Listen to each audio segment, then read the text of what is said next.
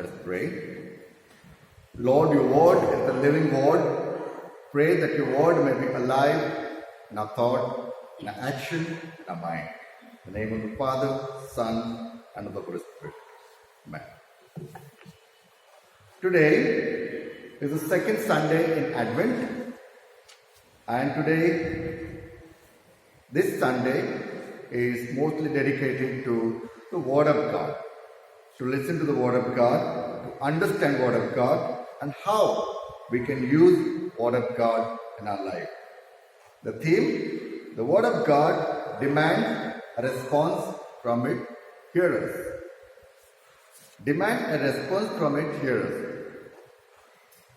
What we can understand is, it is not only to listen to the Word, enjoy the Word, but also live the Word. That's what is called living the Gospel. Probably it is easier to preach the Gospel than to live the Gospel. There are many thousands of people, believers, probably they must have never taken a pulpit.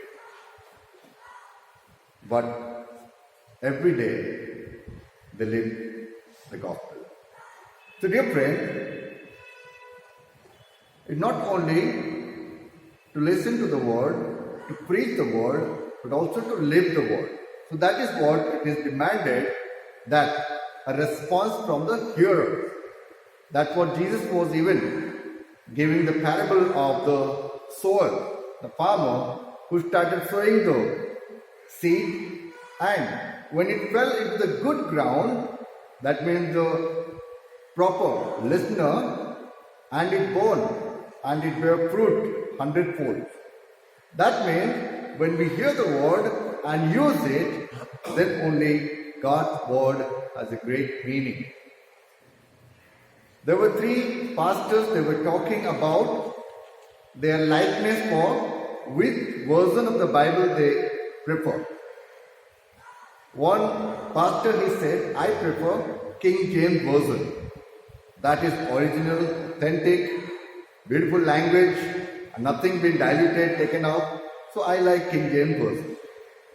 The other pastor said, I like little new version, proper interpretation, and I like the NIV, New International Version, which has little more explanation, dictionary, and many more information.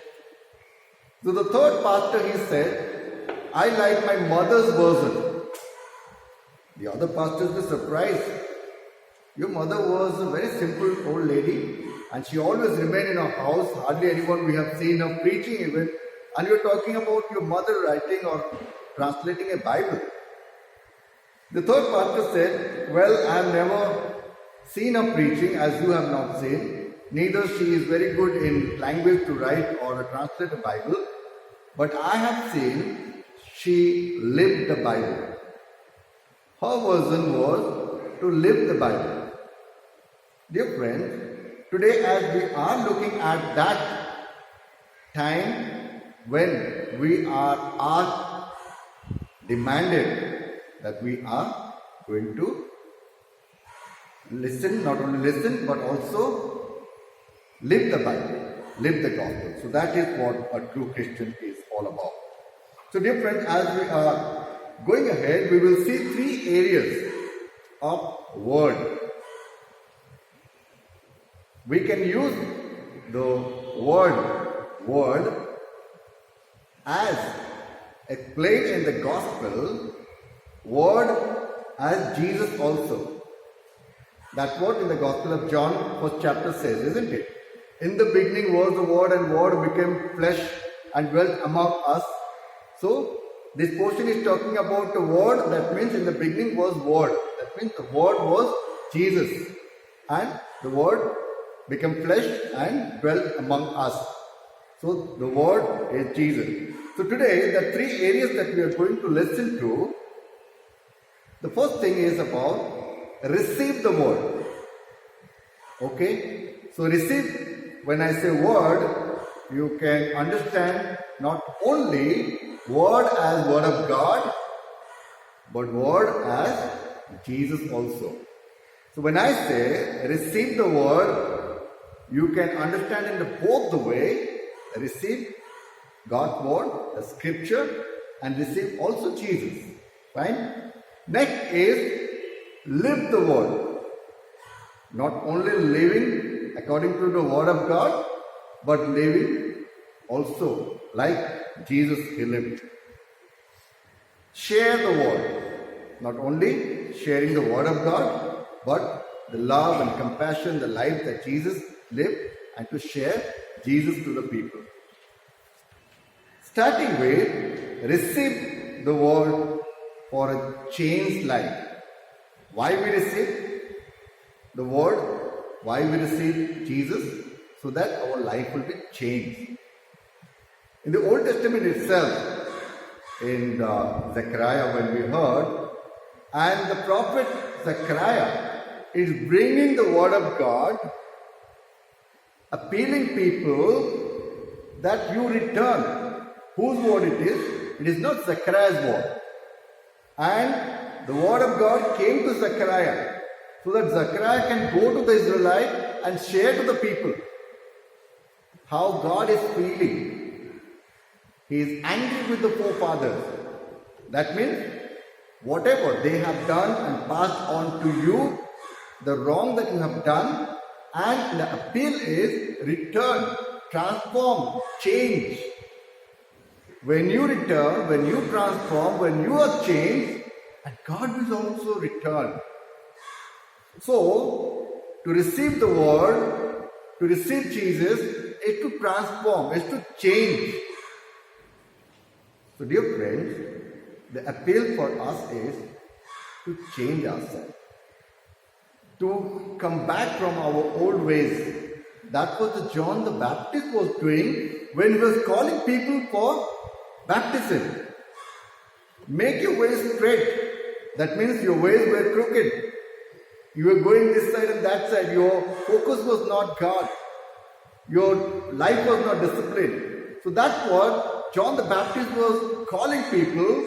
Come and make your ways straight. Zechariah is appealing that return from your crooked ways. When you return, when you transform, God definitely will come. And He has taken the first step for your change. Don't you like to take your second step? Yes. When Jesus Himself comes to our life, we have seen in Gospel narration also, not the parables. He came across the Samaritan woman, her life was changed.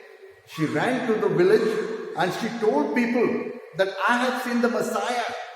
The Samaritans who were supposed to get angry, annoyed with the people from Israel or from that part of the Jewish land, but they believed and they were also changed because she was changed when she received Jesus. Zechariah, he also was changed. And many more people were changed when Jesus came to their life. Encounter with Jesus changed our life. Second part is about live the word to set an example. We are not only going to receive the word, but continue to live the word. Live the word in the sense as God, He has demanded from us. He has set His own life example. So dear friend, living the word is more difficult than preaching the word. So as we are continuing in our life, it's not only to listen the word, but also to live the word. Why? Because when we do that, according to Jesus' teaching, He was saying that when your light is going to shine in this world, people will see your good work and give glory to God. He is challenging each and every one of us, His disciples, His children, that if your light shines, how the light will shine? When we carry Jesus with us, when we live Jesus, because He was the light, and when He comes to us, we will light. Like I brought the candle from the altar, and these two candles were absolutely in dark. When the light from the altar came, and these two candles started burning, shining.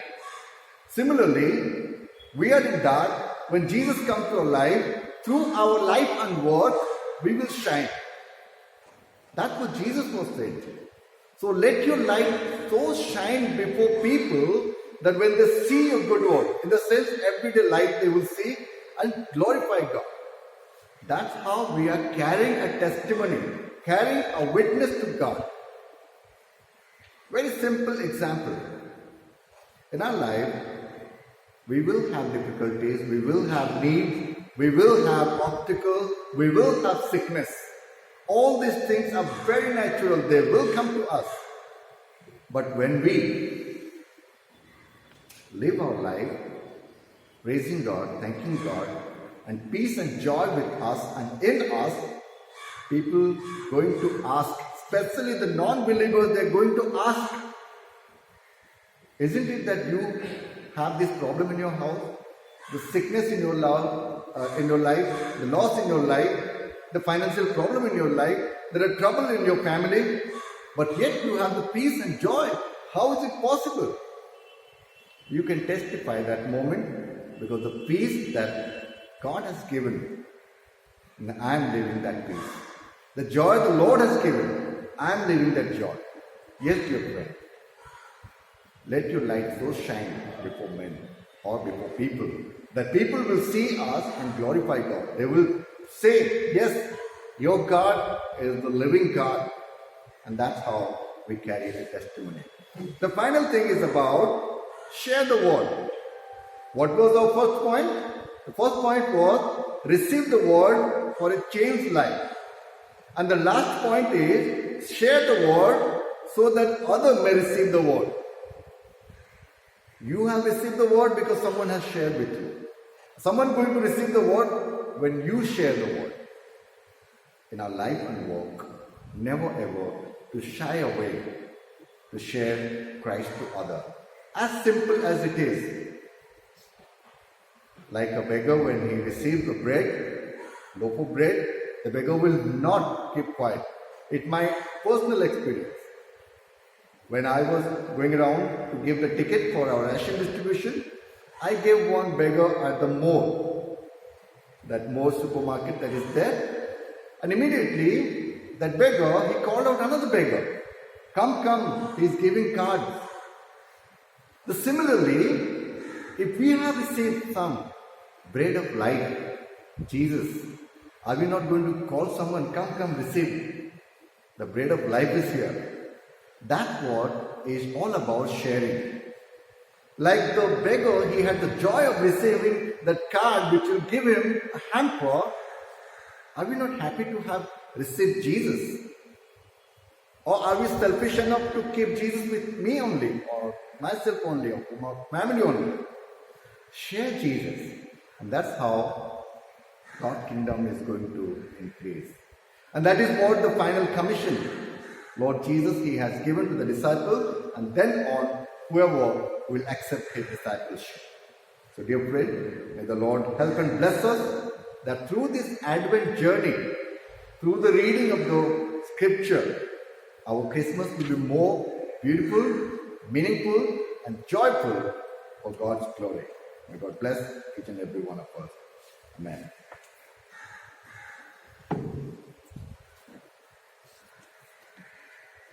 Let us all stand and sing the Nicene Creed on page 107, 107.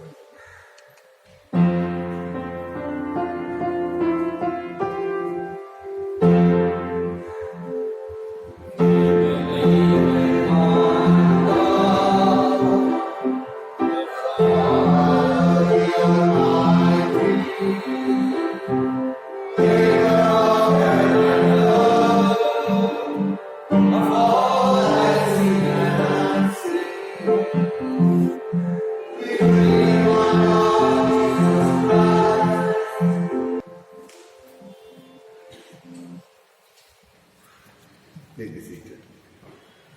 A very warm welcome once again.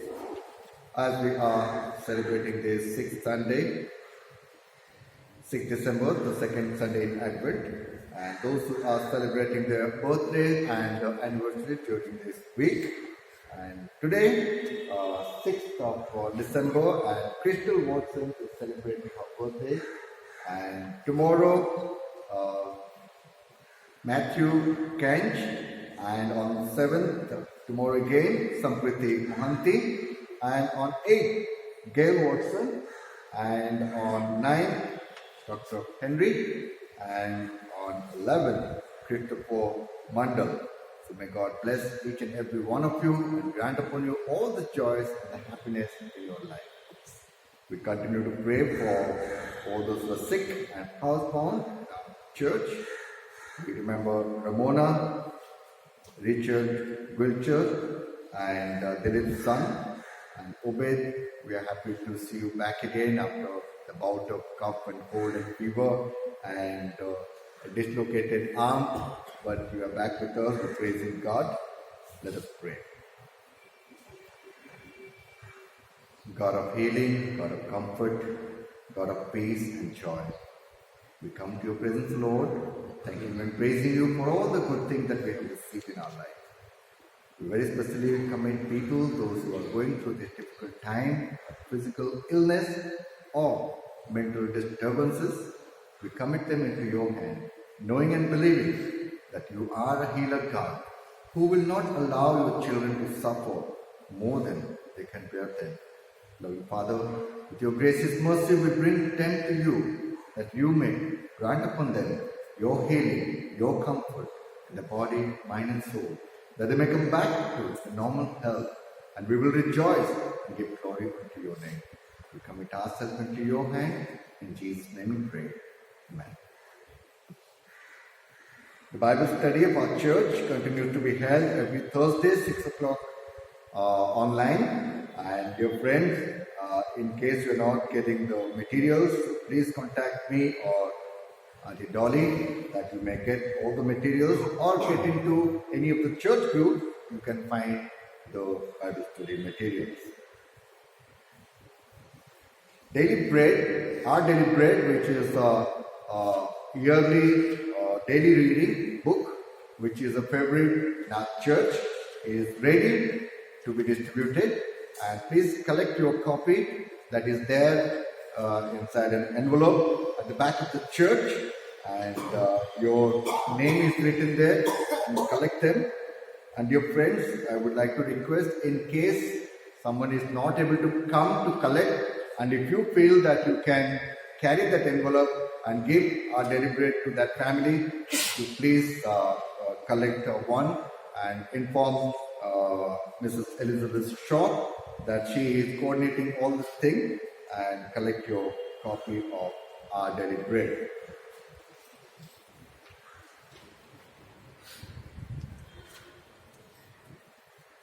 As we are approaching Christmas, on 20th, we shall have our carol service with the bonfire dinner.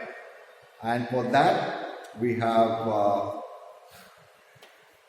collecting 250 rupees for the dinner and for the arrangement for the members, and 300 for the guests.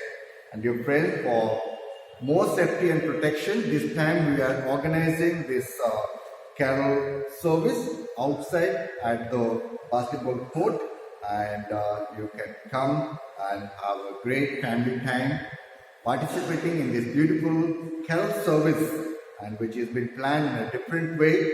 And I believe it is going to be a great blessing as you take part and be involved in this 9-lesson carol service. So as we are going to do this 9-lesson carol service, we will need a lot of readers. So in case you want to volunteer and give your name for the reading, so please contact me so that I can take your name and give you the reading beforehand. There will be a choir practice right after the service, so please stay back those who are in the choir. Lead the session.